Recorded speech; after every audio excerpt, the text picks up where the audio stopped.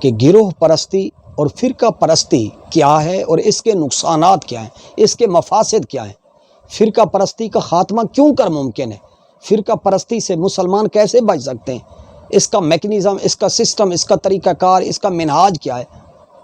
تو دیکھیے، یاد رکھیں، یہ ایک تاریخی حقیقت ہے کہ علمی اور تحقیقی اداروں اور افراد کی بنسبت اصلاحی، دعوتی و تبلیغی اور انقلابی و جماعتی تنظیموں، تحریکوں میں عام طور پر اپنے مشن اور اپنے لیڈر، قائد، رہنما اور بانی و سرپرست کے بارے میں سخت لوگوں میں غلو پایا جاتا ہے۔ ہم غلو کرتے ہیں، ہم غالی قسم کے لوگ ہیں، ہم اپنے محبوب شخصیتوں اور مشاہیر کے بارے میں ہمارے ہاں تعصب پایا جاتا ہے۔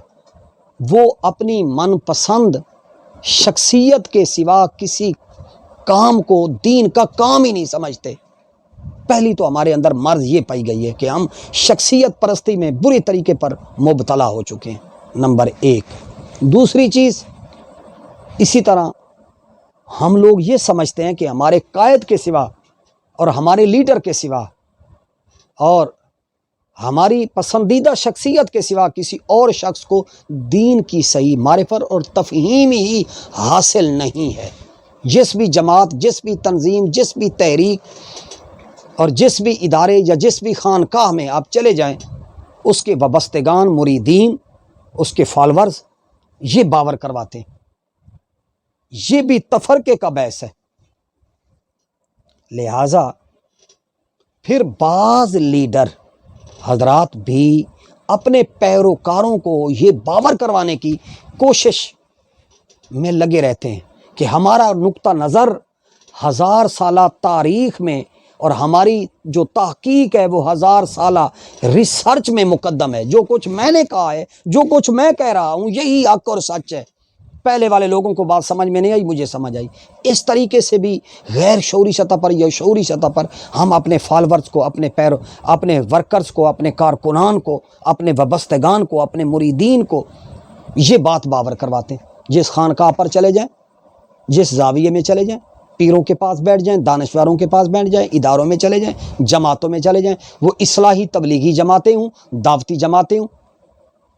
لہٰذا جب ہم مختلف شخصیات اور مختلف اصلاحی اور دعوتی تحریکوں، جماعتوں اور ان کی خدمات اور ان کے مشن کا مقارنہ کرتے ہیں، کمپیریزن، تقابل کرتے ہیں، تو اس تقابل کرنے میں دوسروں کو زیرو ثابت کرتے ہیں اور اپنے آپ کو ہیرو قرار دیتے ہیں۔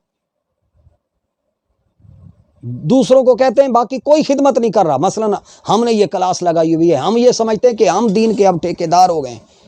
بھئی یہ سارا دین جو ہے یہ ہماری تفہیم دین، فہم دین کلاس کے ذریعے سے، یہ بہت بڑی غلط فہمی ہے، یہ بہت بڑا التباس ہے جو مختلف ہمارے علماء، مولویوں نے چینل بنا لیے ہیں، اور وہ چینل بنا کر وہ ٹھیکہ داری کا، اجارہ داری کا، یہ ان کے ذہن میں یہ ایک بات ہے، اس سے کوئی دین کی خدمت نہیں ہے، اور ہیں کام کرنے کے۔ یہ تو ایک کام اپنا متعارف کرانے کا، اپنا ذہن، دماغ اور اپنی خدمات لوگوں کو متوجہ کرنے کا ایک چھوٹا سا ایک ہیلہ ہے، ورنہ یہ خدمت دین ساری کی ساری یہ نہیں ہے۔ کسی کے ذہن میں ہے تو اصلاح کرے۔ تو لہٰذا جب ہم تقابل کرتے ہیں، کمپیریٹیو کرتے ہیں، تو دوسروں کو زیرو اور اپنے آپ کو ہیرو قرار دیتے ہیں۔ اس قسم کا ذہن کبھی بھی داعیانہ تواضع اور عالمانہ بصیرت کا حامل نہیں ہوا کرتا۔ جس کے ذہن اور دماغ میں اس طرح کی چیز آ جائے، اللہ اور اس کا رسول صلی اللہ علیہ وسلم اور دین و قرآن کی بجائے شخصیات کو اصل اہمیت دینا، اللہ اور اس کے رسول کو نہ دینا، قرآن اور سنت کو نہ دینا، اور یعنی قرآن اور سنت کے مد مقابل شخصیات کو اس طرح اہمیت دینا، ہمیشہ خود پسندی اور گروہی تعصب کی یہ سنگین ترین برائی ہے، اور یہ سنگین ترین برائی کو پیدا کرتا ہے۔ یہ شخصیت پرستی ایک سنگین ترین جرم اور گناہ بن جاتی ہے۔ پھر ہم اللہ اور اس کے رسول صلی اللہ علیہ وسلم کو اپنا اولین کنسرن ہی نہیں بناتے، اور اس بات پر ہمارے تعلیمی اداروں میں محنت ہی نہیں کی جاتی کہ اصل کنسرن اللہ اور اس کا رسول ہے، قرآن اور سنت حجتیں، قطعیات وہ ہیں، باقی ظنیات ہیں، باقی انسان کے دماغی کاوشیں ہیں۔ تو لہٰذا ذہن سازی نہیں کی جاتی کہ ہم کسی سے اللہ اور اس رسول کے لیے محبت کریں، نفرت کریں تو اللہ اور اس کے رسول کی بنیاد پہ کریں، محبت کریں تو اللہ اور اس کے للہ فلا کریں۔ تو ہمارا کنسرن سارا کا سارا شخصیتیں ہو گئی ہیں، ہمارا سارا دار و مدار میرا فلاں سے تعلق ہے، فلاں کا فلاں سے تعلق ہے، آپ کا فلاں سے تعلق ہے۔ تو اللہ اور اس کے رسول کی بجائے اپنا گروہی اور اپنی من پسند شخصیتیں جب ہو جاتی ہیں تو پھر اس وقت محبت بھی خالص نہیں رہتی اور نفرت بھی خالص نہیں رہتی۔ لہٰذا ہم پھر محبت بھی انہی شخصیتوں کی بنیاد پہ کرتے ہیں، نفرتیں بھی انہی شخصیتوں کی بنیاد پر کرتے ہیں۔ اللہ اور اس کا رسول وہ جل ہو جاتا ہے نگاہ میں، قرآن اور سنت اتھارٹی نہیں رہتے، اصول نہیں رہتے، بنیاد نہیں رہتے، اساس نہیں رہتے، مرکز نہیں رہتے، محور نہیں رہتے، سرچشمہ نہیں رہتے۔ تو لہٰذا یہ بنیادی پرابلم ہے، انہی کی بنیاد پر ہم کسی سے جڑتے ہیں اور کسی سے کٹتے ہیں۔ ہمارا کٹنا اور جڑنا شخصیت کی جب بنیاد پر ہوتا ہے تو پھر حق سچائی کا معیار اللہ اور اس کا رسول نہ رہے، پیمانہ جب بدل جائے تو پھر یہ متعصبانہ اور گروہی فرقہ پرستی عملاً ہمارا جب معیار بن جائے تو یہی وہ قرآنہ تقلید ہے جس پر قرآن نے ضرب لگائی ہے۔ ایک تقلید نافع تقلید ہے، اللہ اس کے رسول کے دین کو سمجھنے کے لیے شارحین مجتہدین فقہاء کی تقلید ہے، وہ اور معنی میں ہے۔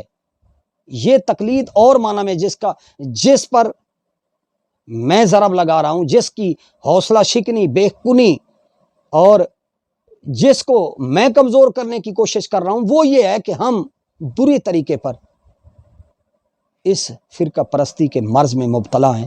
لہٰذا ایسی قرآنہ تقلید کہ جس سے ریسرچ اور تحقیق کے سوتے خشک ہو جائیں، بھئی فلاں صاحب نے ایسا کہہ دیا، فلاں شخصیت نے یہ کہہ دیا۔ ہمارے ہاں ہے نا، ہماری اکثر جماعتیں کہتی ہیں کہ بھئی ہم نے تو وہ کرنا ہے کہ جو فلاں نے کہہ دیا۔ یہ بات اصلاح طلب، فرقہ پرستی اور گروہ پرستی کے یہی وہ نقصانات ہیں کہ جب دین سارا کا سارا کسی شخصیت میں بند کر دیتے ہیں، شخصیت کو اللہ اور اس کے رسول کا پابند نہیں بناتے، اللہ اور اس کے رسول کو شخصیت کا پابند جب بنا دیتے ہیں تو پھر اس سے نقصانات پیدا ہوتے ہیں۔ اللہ تعالیٰ آپ کو مجھے صحیح توازن اور اعتدال کا راستہ نصیب فرمائے۔ لا تغلو فی دینکم، دین کے اندر غلو نہ کرو۔